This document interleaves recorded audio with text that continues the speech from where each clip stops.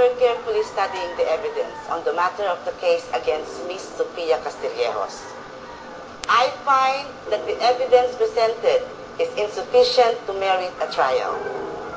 But, Your Honor, the murder weapon was found in the belongings of the accused.